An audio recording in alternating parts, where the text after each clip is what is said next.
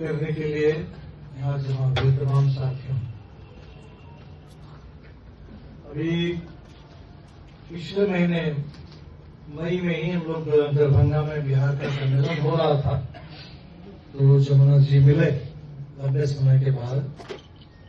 और कुछ कमजोर तो दिख रहे थे, कुछ लग रहा था कि स्थिति बहुत ठीक नहीं है, लेकिन बिल्कुल वही पुराना स्पिरिट, उसी स्पिरिट के साथ आए, सम्मेलन में रहे, कुछ बातें हुई, लेकिन उसके तुरंत बाद इस तरीके से जमुना जी चले जाएंगे और आज हम लोग यहाँ श्रद्धांजलि देंगे, तो बिल्कुल ऐसा कोई आइडिया ही नहीं था। लेकिन अब यही वास्तव है। जमुना जी के बारे में साथियों को सुनते हुए लग रहा था कि पूरी पार्टी का इतिहास हम लोग देख रहे हैं, सुन रहे हैं। होना भी है,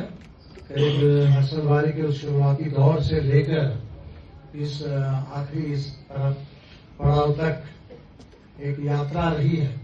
तो उस यात्रा के बारे में जब सुनेंगे तो आपको पूरी पार्टी की तस्वीर नजर आ जाएगी, कैसे हमारी पार्टी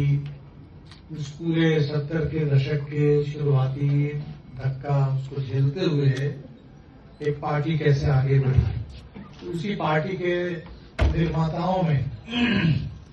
और पार्टी का सबसे बड़ा मतलब तो बिहार है, तो बिहार जैसे एक प्रदेश में इस पार्टी के निर्माण, पार्टी को चलाना, तो उसके लिए जो भी साथियों की पूरी टीम रही है, उस टीम के एक बड़े एक मेंबर थे, साथी थे जमुना जी, आज हमारे बीच में नहीं है। तो जहां से पार्टी, आप जब सुन रहे थे कि हम लोग एकवारी के बारे में जानते हैं, नक्सलवादी की चिंगारी एकवारी में आकर के गिरी और उस गांव से एक इतना बड़ा विस्फोट हुआ, लेकिन उस समय हम लोगों को बहुत आरा शहर के बारे में कोई आइडिया नहीं था। तो नक्सलवादी का पूरा दौर ही ऐसा है। अगर आप नक्सलवादी को समझेंगे कि वहां के आदिवासी, वहां के चाय बागान के मजदूर, वहां के गरीब भूमिहीन किसान, किस तरह से उन लोगों ने नक्सलवादी को खड़ा किया, और तब आपको तत्काल समझ में आएगा कि वो नक्सलवादी कहीं कोई बस एक कोई अलग कोई इलाका नहीं है। घटना तो किसी एक इलाके में ही घटेगी, किसी एक गांव में ही कोई संघर्ष खड़ा होगा, लेकिन अगर उसके अंदर वो पहलू हो और उसको लेकर के पूरे देश भर में एक उभार लाने वाले लोग हो, तो वो पूरा राष्ट्रीय स्तर का बन जाता है। जब बन जाता है तो उसमें कोई दीवार नहीं रहता है। वो गांव, वो शहर, वो बड़े महानगर, वो छात्र नौजवान, वो मेडिकल कॉलेज, वो इंजीनियरिंग कॉलेज की पढ़ाई छोड़ करके,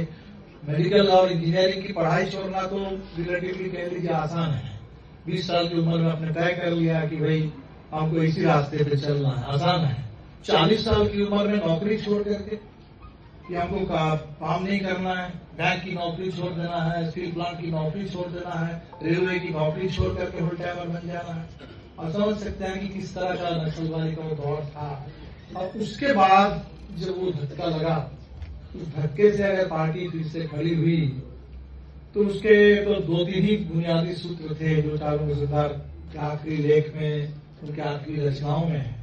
एक तो है कि बिल्कुल किसी भी जब बहुत घना अंधेरा हो तो वहां भी कहीं जरूर रोशनी भी होगी, रोशनी की तलाश करते रहना।